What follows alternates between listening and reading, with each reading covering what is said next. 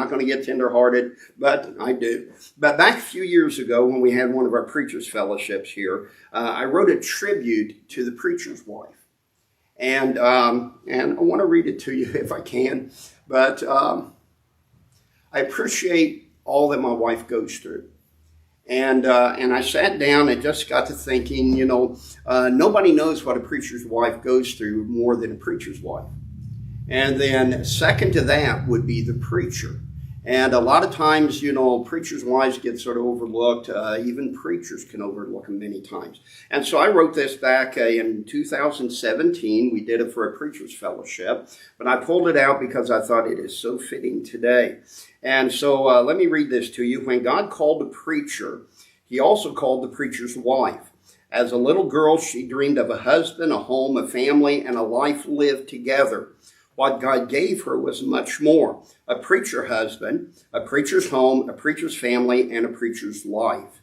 She is unlike any other wife, for to her has been given an extraordinary life, unlike any other life lived. She's a preacher's wife.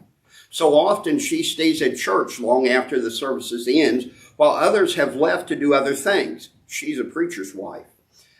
She sees the preacher in his weakness as he battles his own weights and sins, while others see him at his seeming best. She's the preacher's wife. She knows the sacrifices he makes in the ministry, for she makes the same sacrifices with him every step of the way. She's a preacher's wife. She is both loved and hated as she stands by the side of her husband, or preacher husband, as he deals with the attitude and actions of the people. She is a preacher's wife. She is scrutinized and criticized by those she serves, for her life is often lived in open, there for all to examine. She's a preacher's wife. She bears the burdens of the ministry upon the same shoulders on which she bears the burdens of her marriage, home, family, and life. She's a preacher's wife. She helps her children as they hurt, for they too bear both the joys and the pains of the ministry. She's a preacher's wife. She often does without while others do with, for she too must give up both what she has and does not have for the sake of the ministry. She's a preacher's wife.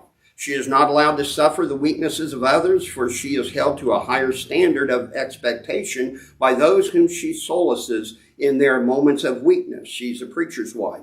She smiles often in public as she shares a kind word and a listening ear, while she cries in private while feeling isolated and unloved. She's a preacher's wife. She must deal with her hurt quickly and quietly, for she has no time to wallow in self-pity, for the demands of the ministry and the people are for a speedy recovery. She's a preacher's wife. She finds her security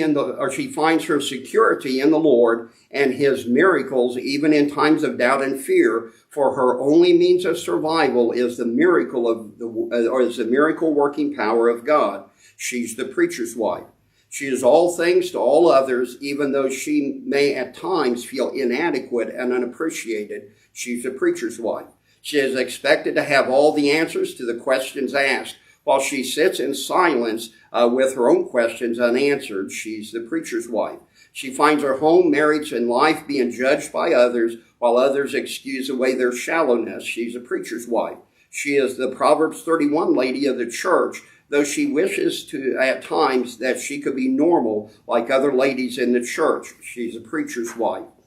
She is much more than all these things, for in spite of all these, she has found a sense of purpose, a special place in the topsy-turvy world, and a life filled with all the wonders and blessings of God. She's a preacher's wife. And one day she will stand before God, who will judge all things, and he alone will give her the praise, the comfort, and the rewards of a job well done. She's a preacher's wife.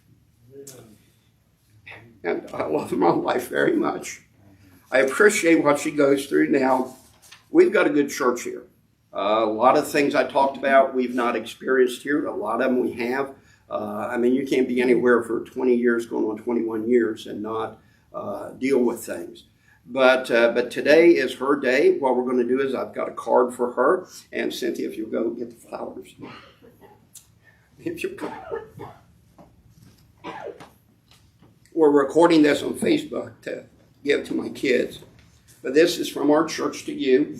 It's a card. We're going to have the card. Tonight what we're going to have after the service is cake and ice cream. I mean, anytime we do something, it involves fattening stuff. But we're going to do cake and ice cream afterwards. The card will be back there, and you can leave a note with the card if you want. But this is from our church to you. And this card is for you as well. And I want you to know I love you. I appreciate you. I'm going to give you a kiss. COVID-free. But let's give her a hand.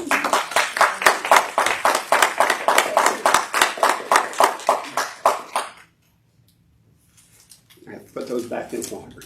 So, just, there's something about the ministry. You love the ministry. I tell folks there's nothing about the ministry, or there's nothing like the ministry, and then other times there's nothing like the ministry.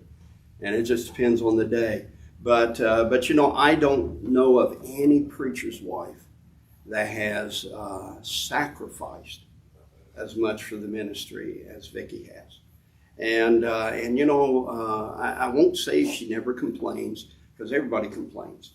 But sometimes we get feeling a little self-conscious. Sometimes we get looking at what we're going through. And sometimes we look at the Lord and say, Lord, why? But I am so thankful that God gave me the wife that I have, because I don't know of any other lady that would have allowed, that we would have been able to pastor like we pastor. Because so many other preachers' wives would not put up with it. And I know of a preacher right now, and I'll get ready to get away from this part of my talk up here, but I know a preacher's wife right now that just got bitter over the ministry, and in the process just walked away from everything.